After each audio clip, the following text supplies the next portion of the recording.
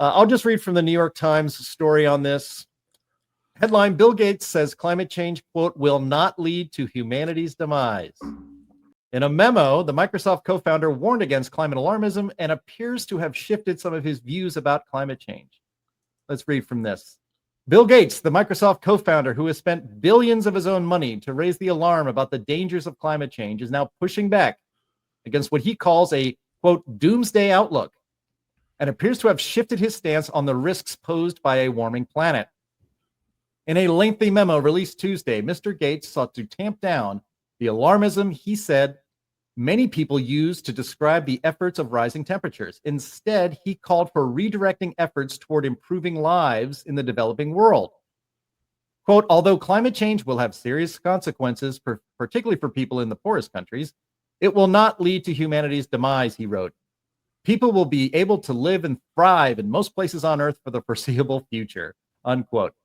This comes just 4 years after he published a book titled How to Avoid a Climate Disaster. Tuesday's memo appears to amount to a major reframing of how Mr. Gates, who is worth an estimated $122 billion, is thinking about the challenges posed by a rapidly warming world. Michael Oppenheimer, a professor of geosciences and international affairs at Princeton, said Mr. Gates was setting up a false dichotomy, quote, usually propagated by climate skeptics, that pits efforts to tackle climate change against foreign aid for the poor.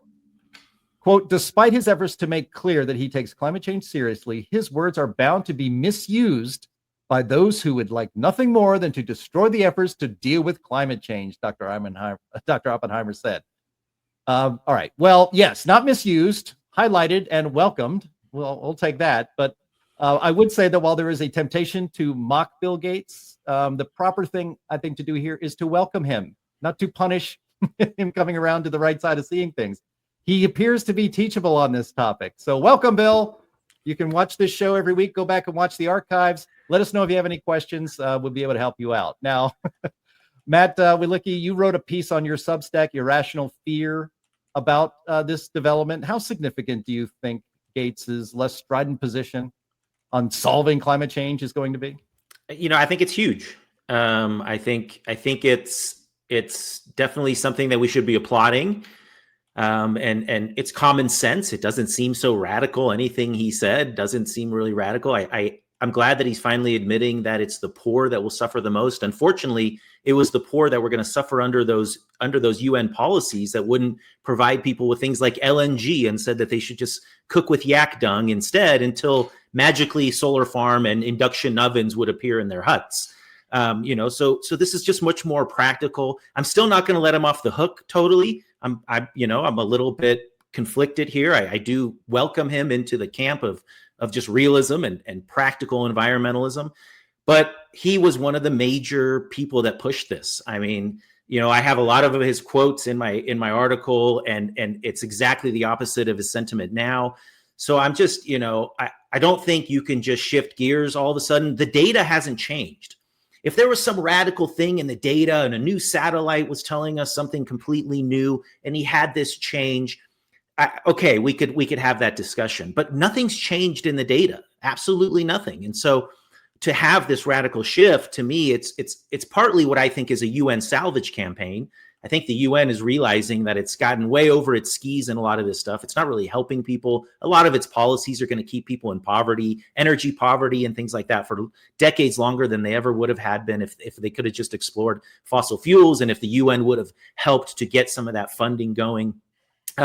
So I'm not letting him off the hook totally. I think he's responsible for a lot of this. In sub-Saharan Africa, this year, there'll be more people without electricity than in 2000. So 25 years, and there have more people without electricity. Now, obviously, the population has increased, but I mean, these are folks that could easily have natural gas plants and gas turbines and have some sort of access to electricity, not be cooking with cow pies. There's really little practical things that we could be doing, but because of folks like Bill Gates that was just pouring money into this, it really sucked all the oxygen out of the room. And in a world of infinite resources, sure, that's great, but that's not how the planet works. And so, there's literally counties in Alabama where over 70% of the people aren't connected to septic or sewers. So we really have environmental issues here in the US that we could be dealing with, but because of this kind of obsession with greenhouse gases that were really pushed by the Gates Foundation and by some of his other energy investments, those people have been essentially overlooked. And so I'm glad he's changing gears, but I think we should still keep keep him accountable for some of the damage that has been caused with this craziness. Yeah.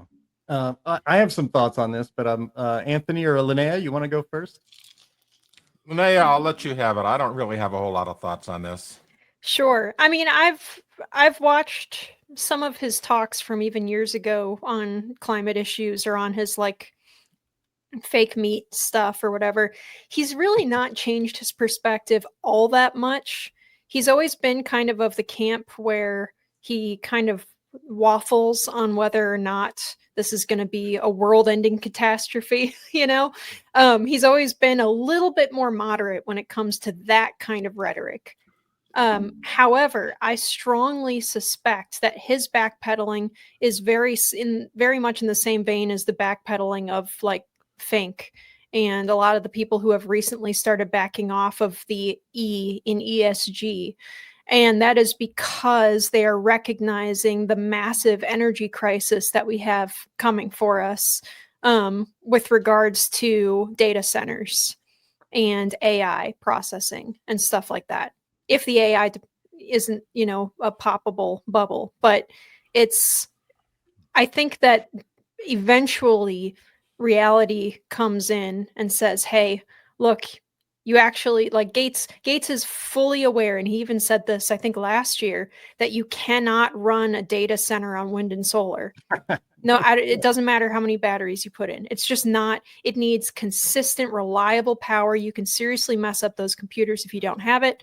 So they can run it on, connected hydro or something maybe, but other renewables besides nuclear just can't do it. So I think a lot of this backing off has to do with that more than anything else. Yeah, it ironically, the lack of power, because the climate change zealots are pushing down, things like coal and nuclear and so forth. Preventing AI from proliferating might actually save us from Skynet being activated. Yeah, for sure. Yeah, just unplug it. It's fine. Yeah. Well, I have. Let me just share some of my thoughts on this. But I think this is really big news because Bill Gates has been extremely important in setting the agenda at places like the UN and at their climate conferences and at the WEF. He has spent well more than $1 billion pushing the alarmist message and the agenda. In fact, alarmist journalism is funded in the legacy media, if not directly by Bill Gates. I haven't looked to see if he was contributing to that sort of stuff, but by other enormously deep-pocketed left-wing nonprofits. And globally, this stance by Bill Gates means that he appears to be giving up on this net zero push. And that is huge. Our friend Judy Curry, who's been on this program several times, she was on with Michael Schellenberger this week. And she said in reaction to this, quote, the weakest part of the argument has always been that warming is dangerous. And that's what, basically Bill Gates was saying, hey, a little warming, whoopee-doo, big deal. And that's exactly right. But, to Judy's point, it's not just the weakest part, it's the only part of their argument. Because if warming up 1.5 C or 2 C over 2 centuries, is that what we're talking about? If that isn't dangerous, then this entire argument and the plans that are built around it fall completely apart. There's a reason why one of the most popular or prominent radical climate groups in the world is based in the UK. In the UK, it's called Extinction Rebellion. We're told that human-caused global warming is going to cause a 6th mass extinction event on this earth, presumably including us. We have other groups called We Don't Have Time. You see the signs everywhere at protests. There's no Planet B. Even AOC and Greta and others have predicted that we only have a few years left to save the planet. Those deadlines have come and gone, and Bill Gates is basically admitting that, that was all bullshit. And one last point, and this is important, and I'm really hoping to see real movement on this front, is that media and social media have suppressed any messaging that counters climate alarmism for years and years and years. The LA Times famously, about a decade ago, declared that they were not going to allow any op-eds or letters to the editor from anybody who countered the climate alarmist message. Not one. Matt Taibbi and Michael Schellenberger in the Twitter files, they revealed that there was widespread censorship and shadow banning of accounts and tweets that countered the catastrophic anthropogenic global warming messaging, because it was determined, and this is literally in the Twitter files, that it was canonical in Twitter that climate realism messaging was unhealthy content and needed to be shadow banned.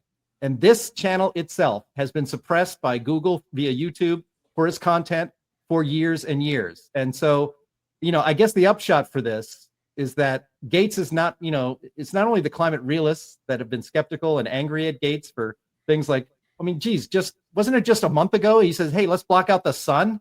Wasn't that was his big plan? And he was criticized for that. But now all of the climate alarmists that are going to show up at COP30 are pissed at him too. So now I guess that's kind of fun to watch. But other than that, I don't know. I wonder how many people are not going to go to COP30 now that had planned to go based on what's been happening in the last couple of weeks. But they can drive down that beautiful road. They cut right through the center of the rainforest, ripping out all those trees. Yeah. Yeah. Well, the Archbishop of Rancho Bernardo was absent today, so I thought I'd fill in for him. Get that off my chest. But I really do believe that this could be a really big deal, because it really changes the conversation to have somebody of his prominence and how much money he has spent on the green scams and pushing alarmism very, very hard. And he's basically said, nah.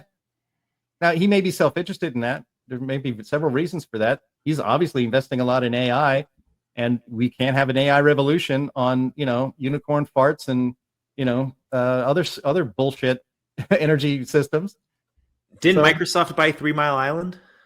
Yeah, that's right. A year ago. Yeah, they want to crank that up for Yeah. AI, for data centers. So, that's how that works out. All right.